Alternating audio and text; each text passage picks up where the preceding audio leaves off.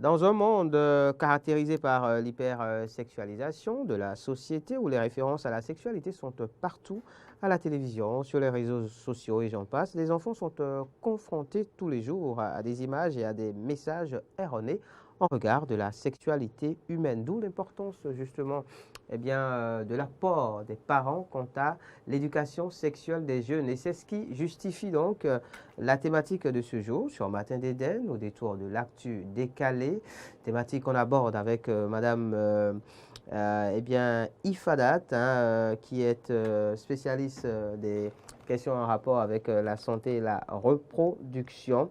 Bonjour, bienvenue. Bonjour.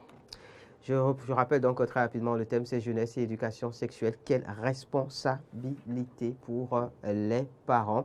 J'ai envie de vous faire une toute première question, si vous me permettez de vous la faire.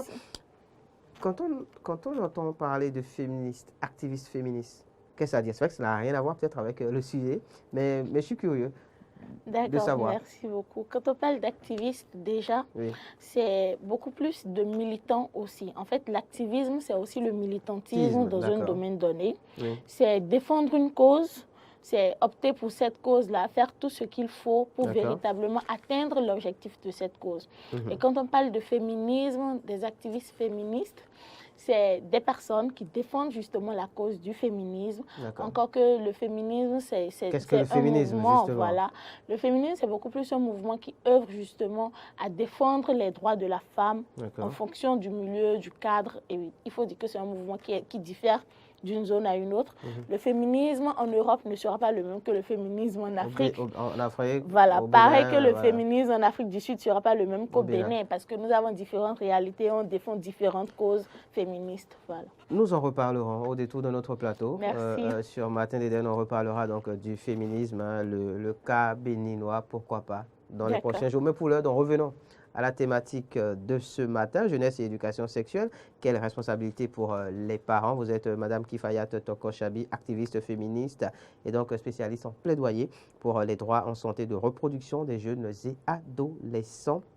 Pour permettre à nos amis téléspectateurs de bien comprendre ce dont il s'agit, commençons déjà par, on va dire, aider les uns les autres à savoir ce qu'on met dans jeunesse, puis ce qu'on met dans éducation sexuelle. D'accord, merci beaucoup. Oui. Alors, déjà, quand on parle de jeunesse, il faut voir le thème englobant. Okay. Il faut dire qu'au niveau des Nations Unies, jusqu'à récemment, c'était beaucoup plus les adolescents et jeunes âgés de 15 à 35 ans, pratiquement. Mais cela diffère également en fonction des organisations et des causes qu'ils défendent. Et surtout également en fonction de la cible de chaque projet que les gens sont en train de développer dans ce cadre-là.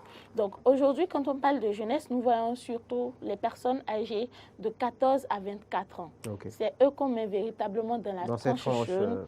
Voilà. Maintenant, quand on veut parler de l'éducation sexuelle, c'est beaucoup plus englobant. Il faut dire que l'éducation sexuelle, c'est comme n'importe quelle autre démarche éducative. À la différence qu'ici, il s'agit d'éduquer l'enfant, l'adolescent ou même le jeune. Encore que l'éducation sexuelle s'applique aussi aux personnes adultes. Sur le nécessaire à savoir pour avoir une bonne santé sexuelle. Donc l'idée quand on parle d'éducation sexuelle ou d'éducation à la santé sexuelle, c'est donner à la personne en fait tout ce dont il a besoin comme information, comme connaissance pour pouvoir s'octroyer à lui-même une bonne santé sexuelle. Donc un bien-être en santé, donc un bien-être sexuel, un bien-être au niveau de sa reproduction également. Donc cela s'adapte à la fois aux jeunes, aux enfants aux tout petits, comme aux personnes adultes. D'accord. Alors, dans un monde, je le disais tout à l'heure, caractérisé donc par l'hypersexualisation de la société, on parle de sexe un peu partout, malheureusement aujourd'hui. Alors, heureux ou malheureusement, c'est pas à moi d'en juger. On en parle un peu partout quand même, donc il y a beaucoup d'informations qui sont données ici et là, de bonnes comme de mauvaises. Il va de soi que les parents ont un rôle prépondérant à jouer donc, dans l'éducation sexuelle de leurs enfants. Mais lequel? Exactement. Il faut dire qu'en matière d'éducation sexuelle, le rôle des parents est primordial. Pourquoi? Parce que la base de l'éducation c'est à la maison que l'enfant le reçoit. Et personnellement, je suis d'accord, je suis très à fond avec le fait que oui, il faut éduquer à l'école et tout. Mais l'éducation aujourd'hui et même depuis le passé, c'est une chose qu'on retrouve à 3 niveaux différents. Il y a l'éducation à la maison, il y a l'éducation à l'école, ou en tout cas dans le centre d'apprentissage où on va, et il y a l'éducation de la rue. L'éducation qui se passe entre l'école et la maison, l'éducation que l'on voit au niveau des enfants quand ils sont seuls, quand ils sont en train de parler entre eux. Et malheureusement, l'enfant retrouve la plupart du temps son éducation sexuelle dans ce cadre-là qui n'est ni à l'école, ni à la maison. Et donc, dans ce cadre, toutes les informations circulent. Les bonnes informations circulent, les mauvaises informations circulent. Et malheureusement, la mauvaise information est celle qui est vraiment dominante dans ce genre de cadre-là. Ce qui fait que... Parce que les acteurs n'ont pas forcément les bonnes informations. Exactement. Bon, vous voyez, par exemple, lorsqu'on prend un cadre où nous sommes entre la maison et l'école, l'enfant quitte où pour aller à l'école? Il quitte la maison.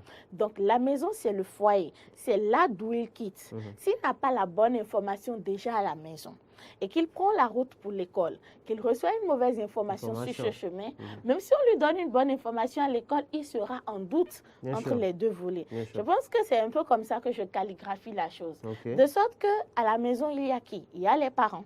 Il y a papa, il y a maman. Il y a papa, il y a maman. Donc, si tant est que ces deux personnes-là ne lui donnent pas une base, et une base véritable, une base sérieuse, en termes d'éducation sexuelle. Voilà, parce que je me souviens d'avoir déjà vu des enfants qui répondent, par exemple, à une question pendant une sensibilisation, et tout le monde se met à se moquer, parce que tous les autres savent que c'est faux. Vous voyez une fille qui, par exemple, a eu les menstrues, et on pose des questions sur la menstruation.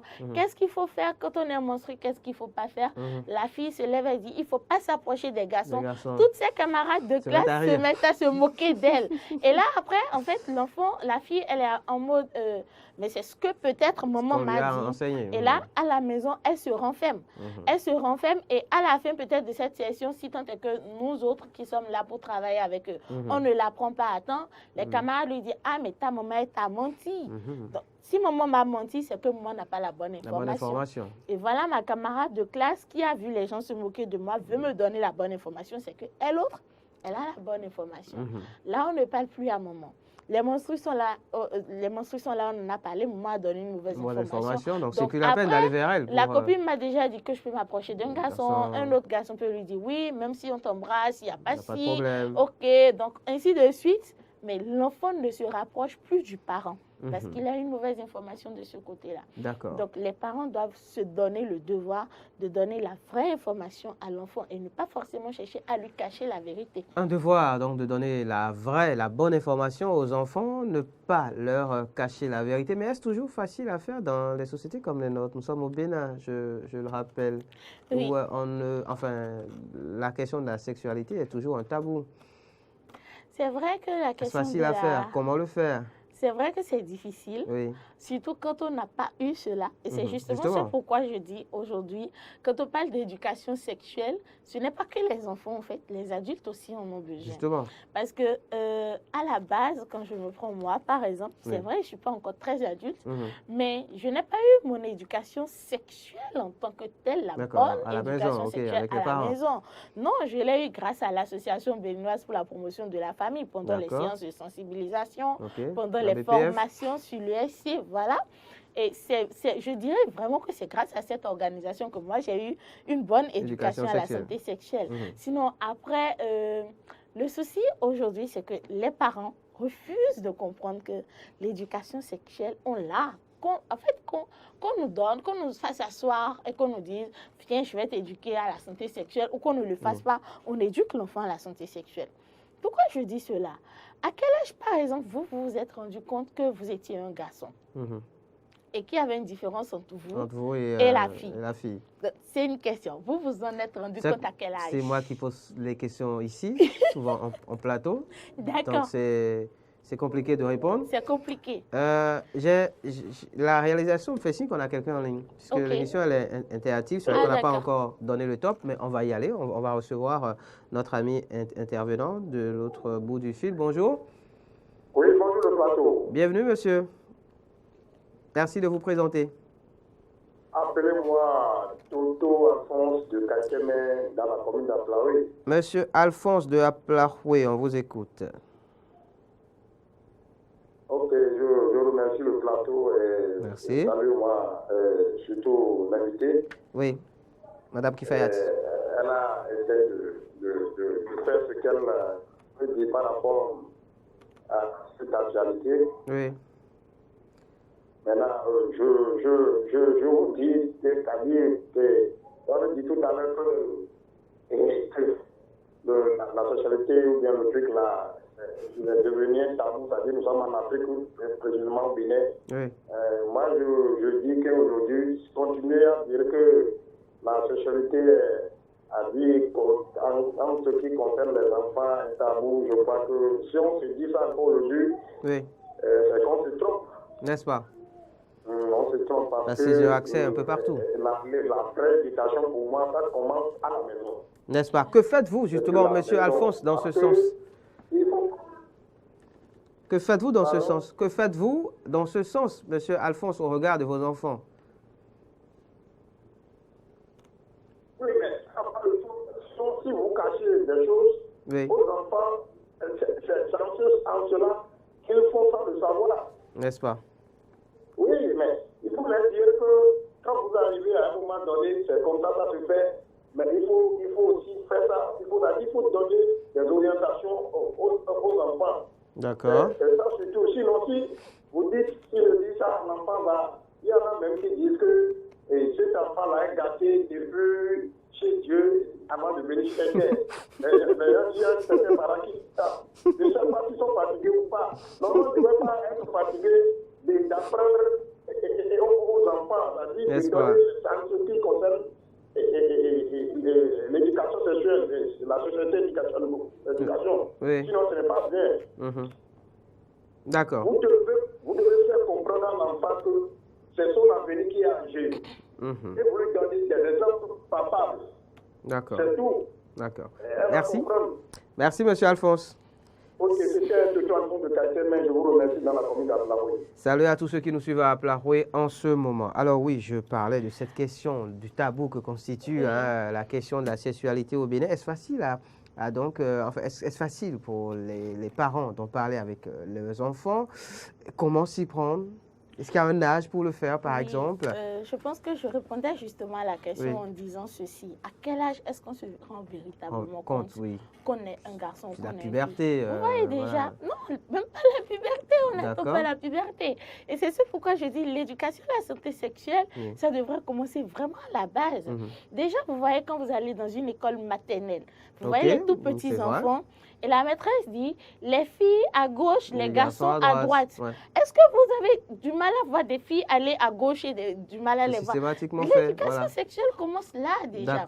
Parce que déjà à l'âge de 3 ans, votre petite fille, elle regarde les autres garçons et elle est en mode, maman, pourquoi l'autre, il a le bâton qui est là, pourquoi moi je n'ai pas ça? Il a un bâtonnet peut-être. Voilà. Et donc, en mode là, il faut déjà commencer par lui dire, oui, c'est parce que vous êtes différents. Toi, tu es une fille, lui, c'est un garçon. Donc, le garçon, il est ici, la fille, elle est ça. Et justement, à ce niveau-là, il faut que les parents comprennent que, qu'ils le disent oui ou non, l'enfant le saura de toute façon. Le petit garçon à la maison dit à la fille, toi, il faut pousser là-bas. Nous, on est nous garçons ici. Donc, si tant est que vous, en tant que parent, vous êtes en mode, ouais, on ne parle de rien à l'enfant, on attend peut-être quelles sont les premières menstruations avant de lui dire, on a les menstrues, ça pose un problème. J'ai connu des adolescentes, quand moi j'étais adolescente, on suivait des cours sur la santé sexuelle ou en tout cas surtout sur la menstruation, comment aborder la menstruation. Il y avait des filles qui avaient déjà leur menstrue en ce temps. Moi, j'ai eu beaucoup de chance, je ne l'avais pas encore, mais j'ai vu une jeune fille, aujourd'hui mariée, heureusement, qui disait, voilà, la première fois où elle a eu ses menstrues, elle a cru qu'elle était enceinte. Oula. Et là, vous allez vous demander, comment elle sait qu'elle est enceinte? Justement, elle se dit qu'elle est enceinte parce qu'elle voit du sang. Du sang. Elle ne sait pas ce que c'est qu'être enceinte déjà là. Et je pense que ça, par exemple, c'est des petits trucs dont les parents doivent pouvoir parler avec l'enfant. Oui, si tant est que tu as eu les menstrues, c'est normal, ça fait partie du cycle de la vie de la femme. Voici ce que tu dois savoir. Et normalement, la fille doit être préparée à ça, bien avant de les avoir. Vous voyez cette façon dont... Quand on sait qu'aujourd'hui, les filles, justement, l'ont parfois de manière très précoce, cela suppose donc qu'il y a un âge à partir duquel il faut commencer déjà par préparer la fille peut-être à ce genre de choses. Bonjour, bienvenue. Bonjour. Monsieur Michel. C'est lui. Qui connaît? C'est lui. On vous écoute, monsieur Michel de Lokossa. Bien sûr. Je vous salue tous. On vous salue également. D'accord. C'est pour se féliciter la dame. D'accord, madame Kifayat. Madame quoi? Ok. Il a de parler bien quoi? Ok, elle parle bien. Merci. C'est très bon. D'accord. Je le félicite beaucoup. Est-ce que monsieur Michel parle de la sexualité avec ses enfants? Oui, c'est pourquoi je dis que la dame a de parler très bien. D'accord. D'accord. C'est bon, c'est très bon. C'est bon à savoir. Merci. Fort. Merci beaucoup, monsieur Michel. Mais...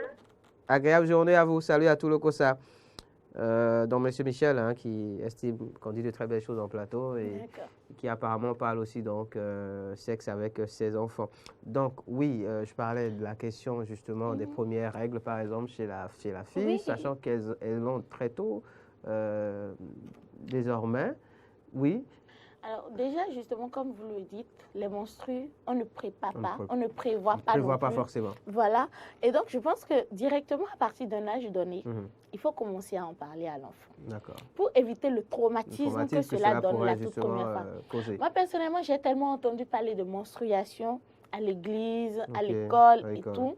Et j'avais tellement de copines qui en parlaient que le jour où je l'ai eu, en fait, je n'ai pas... C'était plus une surprise en tant que telle, d'accord. En fait, c'était plutôt un truc en mode, quand est-ce que ça va venir? Arriver finalement. Pourquoi ça dure autant? Telle personne l'a déjà eu, l'autre l'a eu. Et j'étais en mode, vraiment, j'avais hâte que ça vienne. Justement, je ne vous coupe pas, mais il y a ce problème, justement, quand on parle de l'éducation sexuelle, c'est-à-dire ce qui fait que parfois certains parents sont réticents. C'est-à-dire que quand je prends votre cas, l'exemple que vous me donnez, vous avez tellement entendu parler des menstrues, qu'à un moment donné, vous avez commencé par vous dire à quel moment ça vient. Dans le même sens, en fait, il y a certains qui estiment, par exemple, que parler sexe avec les enfants, si d'une manière ou d'une autre leur mettre ce genre d'idée dans la tête, de sorte à ce que la curiosité les pousse à y aller, peut-être au moment où il ne le faut pas. Comment répondez-vous à cela? Je dirais d'abord que la sexualité fait partie de l'être humain. Nous sommes tous des êtres sexués. Et donc, nous parler de sexualité, ce n'est pas en quelque sorte un truc démoniaque ou un truc qu'il ne faut pas faire. Bien au contraire. Il faut permettre à l'enfant de savoir que cela existe. Pourquoi moi j'avais envie d'avoir mes menstrues? Parce que je savais que cela faisait partie de ma féminité. Parce que lorsque même à l'école, une personne avait les menstrues, on avait une professeure, une dame qui disait aux filles, tu es devenue femme. À présent. Et moi, je me disais, quand est-ce que je vais devenir femme? Justement. Être femme, ça ne veut pas dire aller à l'acte sexuel, bien au contraire. Le truc, c'est quoi? Les parents ont du mal à parler de la sexualité à l'enfant en se disant, plus si je lui en parle, c'est fini, elle ira à l'acte sexuel. D'accord. Je pense qu'on a on a un nouvel intervenant au téléphone. Bonjour. Non, il est parti. D'accord. Alors, comme je le disais, on est en mode, si je lui en parle, elle ira. Elle ira, justement, par curiosité. Il faut lui en parler pour qu'elle n'aille pas sans savoir. On ne parle pas de la sexualité. Parce qu'il ne s'agit pas d'empêcher, en fait, mais il s'agit de donner les rudiments pour qu'on y aille de manière totalement protégée. Non, pas du tout. Ce n'est pas encore ce que j'ai dit. Je ne dis pas que parler de sexualité à l'enfant, ce n'est pas le pousser à aller à l'acte sexuel. Non, c'est lui dire, il y a tel truc qui existe. Ça fait partie de toi. Et d'ailleurs, je me souviens, en 2017, j'ai eu une information qui m'a, moi, personnellement choquée. Bonjour, bienvenue. Oui, bonjour, monsieur. Merci de vous présenter. C'est Atawadinou Victorin. Monsieur Victorin nous appelle d'où? Je vous appelle de Achoupa. De Achoupa. Arrondissement. Allô? Oui, arrondissement d'Achoupa. D'accord. À Franco, d'accord. On vous écoute, monsieur. Comment vous allez? Très bien, très bien. Je suis Ok. Oui, maintenant, ce que moi je voudrais dire par rapport à l'enseignement que la dame donne, Oui. je voudrais lui demander, elle a commencé par reçu son éducation sexuelle à quel âge? D'accord. À quel âge elle a commencé par... Elle a reçu... Ok. Elle a commencé par recevoir son éducation sexuelle à quel âge? Parce qu'aujourd'hui, j'ai constaté que nos enfants comprennent vite les choses. Bien sûr, bien sûr. De toute façon, comme je le disais, enfin, on parle de sexe un peu partout. Hein. Même dans leurs dessins animés, parfois, on en parle. Il y a des images assez explicites en la matière. Merci, monsieur Victorin, pour l'appel. Agréable journée à vous et salut à tous ceux qui nous suivent à Vancouver comme vous en ce moment. Oui, alors on en était à parler de... Oui, justement, on en était à parler du fait que l'éducation sexuelle pousse les enfants à aller à l'acte sexuel. Vous voyez, la plupart du temps que les gens veulent parler, on dit que voilà, l'Europe, nous sommes en quelque sorte dépravés dans nos mœurs à cause de l'Europe et tout. Malheureusement, on a encore quelqu'un. Malheureusement, heureusement. Bonjour, bienvenue. Amis téléspectateurs en ligne, d'accord, il est parti. On va prendre 5 minutes en plus. D'accord. Donc, en fait, ce que je disais, c'est quoi? C'est que pendant une session avec une organisation qu'on appelle Rutgers, qui est une organisation canadienne, nous étions en train de parler de la virginité, par exemple. Et nous, on était en mode, voilà, la virginité, c'est important, c'est ci, c'est ça. Il faut le faire jusqu'au mariage, il faut la garder, il faut aller jusqu'au... ainsi de suite. Et genre, c'est l'église, c'est les études et tout. Et on nous expliquait, on nous a présenté un documentaire. D'accord. Et qu'est-ce que je remarque, c'est que des filles qui ont commencé à recevoir l'éducation à la santé sexuelle depuis des années et des années, bien avant nous autres, en fait, étaient en mode, je garde ma virginité, mais ne le disaient pas, genre, parce que oui, je veux garder cela pour faire plaisir à mes parents ou parce qu'il y a l'église et tout. Mais non, c'était en mode, parce que j'ai des objectifs. Et je me rends compte qu'aller à l'acte sexuel maintenant, ça ne me convient pas, donc je préfère garder. Et elles étaient vraiment très tenaces dans ce qu'elles étaient en train de dire. Vous voyez un peu? Donc, c'est pour vous dire que, en fait, éduquer un enfant à la sexualité, ce n'est pas lui dire, va à l'acte sexuel. Non, c'est lui dire, au moment où tu seras prêt à aller à l'acte sexuel, il y a telle et telle information que tu dois avoir. Parce que vous l'éduquiez, oui ou non, elle aura l'information quelque part. Et c'est ce pourquoi je dis l'éducation sexuelle, ça commence partout. C'est dans la rue, c'est chez la copine, c'est chez la voisine, c'est partout. C'est pour canaliser la chose qu'il faudrait que les parents... C'est pour canaliser justement la chose que les parents doivent en parler. Absolument. Votre enfant est là, vous lui dites non, tu n'entres pas dans la chambre à coucher de papa et de maman à partir de telle heure ou bien à tel moment. L'enfant sait que je n'y entre pas. Mais pourquoi je n'y entre pas? Lorsque vous ne lui dites pas, lui, il a ses idées, il se fait des idées. Et ses camarades savent. On dit souvent, les enfants disent souvent ce genre de trucs-là, viens, on va jouer à papa et maman. Jouer à papa et maman, c'est quoi? C'est-à-dire? Donc, si tant est que vous ne voulez pas en parler avec l'enfant, l'enfant aura son information ailleurs. Et ça ne sera pas l'information que vous voulez qu'il ait. D'accord. Et l'autre truc, malheureusement aussi, c'est quoi? C'est que quand on parle de sexualité ou qu'on parle de l'acte sexuel, beaucoup de parents sont en mode, oui, c'est pas quelque chose à faire, c'est négatif, c'est mauvais, ça fait mal et tout. Alors que lorsque la fille en parle avec ses copines lui dit, c'est bien, c'était trop bien. Beaucoup de filles sont allées à l'acte sexuel pour la première fois, ont perdu leur virginité parce que leur copine a dit ça fait pas mal. Au contraire, c'est doux, ça donne du plaisir. Donc c'est la curiosité qui est créée par quoi? Par ce que l'on reçoit comme information et le silence de la maison. Alors que si maman avait ou papa avait l'habitude déjà de leur dire, oui, l'acte sexuel c'est bien, tu vas prendre du plaisir et tout, mais il faut que tu te poses des questions. Voici le risque que tu cours en allant à l'acte sexuel beaucoup trop tôt. Voici ce que tu cours aussi comme risque si tu ne te protèges pas. Voici cela, voici cela. Donc moi, je te conseille tel truc, mais n'oublie pas que la décision t'appartient. C'est ton avenir. L'enfant prendra sa décision. J'ai une question bête, mais importante quand même, puisque je pense que tous on l'a vécu enfin, d'une manière ou d'une autre, à un moment ou à un autre. La question en rapport avec ces fameuses scènes d'échange de baisers, par exemple, dans les films, ou bien souvent, enfin, à notre époque, il ne fallait pas que cela dépasse plus de 5 secondes, autrement on demandait aux enfants de tous se retourner la tête ou de sortir de la chambre. Qu'est-ce qu'on fait de ça? Qu'est-ce qu'on en fait? Alors déjà, je pense que moi, j'ai vécu une scène comme ça une fois avec ma mère. Et j'avais fini d'apprendre les leçons et tout. J'étais devant la télé, on suivait un feuilleton. Dans le temps, je pense que c'était Rosalinda ou un truc comme ça. Et dès que les gens commençaient pas à s'embrasser, ma mère était en mode, va prendre tes cahiers. Voilà, ou alors on change de chaîne rapidement. Après, en fait, c'était tellement frustrant de devoir sortir. Et je me souviens, le lendemain, je disais souvent aux copines, qu'est-ce qui s'est passé quand ils se sont embrassés? Voilà, donc malheureusement, les parents doivent comprendre que pendant qu'eux, ils refusent aux enfants, il y a d'autres parents qui ne sont pas forcément à la maison, qui disent pas aux enfants, levez-vous. Malheureusement. Et donc, ce que vous refusez à l'enfant de regarder et devant vous, il va le regarder ailleurs. D'accord, j'avais des camarades de classe qui regardaient avec leurs parents et papa dit, tu as vu comment ils sont en train de s'embrasser là? Ah, c'est l'amour. Hein. Et il faut trouver son véritable amour avant de faire ça. D'accord, c'est déjà une manière d'éduquer son enfant. Et l'enfant est en mode, mais comment on trouve son véritable amour? Et le père maintenant fait genre, oui, ça c'est quand tu réussis, quand vous réussissez. Vous voyez, ils sortent, non? Est-ce que vous avez vu le monsieur là, on va être dans tel pays? Est-ce que vous ne voulez pas ça? Voilà. Et c'était honorant. Je me souviens aussi d'un feuilleton, par exemple, qu'on a suivi. Et la fille, elle était genre vierge. Et elle est tombée sur le monsieur. Ils se sont fiancés et tout. Et là, ma maman, elle était en mode, elle nous a laissé suivre. D'accord. Et juste après, elle fait...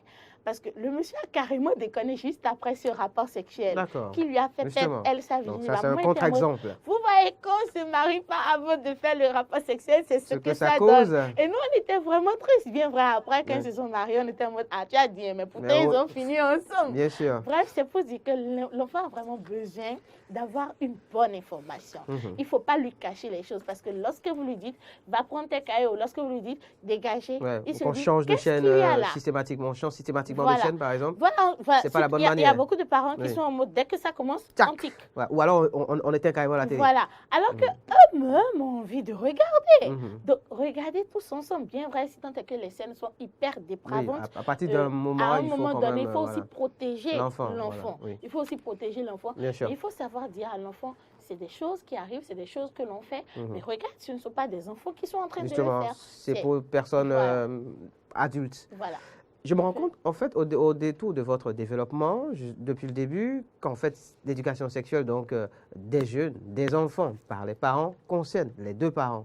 Il ne s'agit pas de la maman seule ou du papa seul, mais ce sont les deux. Oui, exactement. Je pense que quand on parle d'éducation sexuelle... On va finir là-dessus. D'accord. Beaucoup de personnes se disent, voilà, ça c'est le rôle de la maman. De la maman, voilà. Et surtout lorsque la maman n'est pas active, c'est-à-dire lorsqu'elle n'est pas une personne qui travaille autonome, le papa est en mode, ah ça c'est avec le maman, j'ai ça. Moi je suis au boulot, c'est pas à moi de gérer ça. Alors qu'en fait, quand vous prenez par exemple nos règles sociales, déjà dans la société, vous voyez souvent que quand on parle d'enfants garçons, on dit les garçons ils sont proches de leur maman, on dit les filles sont proches de leur papa. Et bizarrement, il y a beaucoup de filles qui ont la facilité de parler de la sexualité avec leur papa qu'avec leur maman. Alors qu'en société, par le passé, on se disait, voilà, l'éducation sexuelle, c'est le rôle de la maman. C'est à la maman de préparer sa fille, mais il faut vraiment que nous comprenions qu'aujourd'hui, nous ne sommes pas à cette étape-là. Il faut vraiment changer les rôles de genre. Il faut briser en quelque sorte ces stéréotypes qui disent que l'éducation de la fille, c'est la maman, l'éducation du garçon, c'est le papa. Il y a beaucoup de papas qui ne savent pas, par exemple, comment parler de la première éjaculation avec leur fils. Alors que c'est quelque chose qui arrive. Et malheureusement, des jeunes garçons peuvent le démarrer déjà à l'âge de 9 ans, à l'âge de 10 ans. Et le papa est en mode, je vais lui parler de sexualité plus tard. Alors qu'il a déjà commencé à avoir cette éjaculation-là tous les matins. Et lui, il est choqué. Il est tétanisé. Alors que ça, par exemple, papa pouvait lui en parler plus tôt en lui disant, ah, tu vas voir dans peu de temps, ton pénis, il va commencer par se lever le matin. C'est totalement naturel. Au contraire, ça dit que tu deviens un homme et tout. On en reparlera très certainement sur ce plateau dans les prochains jours. C'était donc l'actu décalé de ce jour consacré à la thématique jeunesse et éducation sexuelle. Quelle responsabilité pour les parents? On se rend compte donc qu'ils ont une grande responsabilité. Il faut en parler absolument.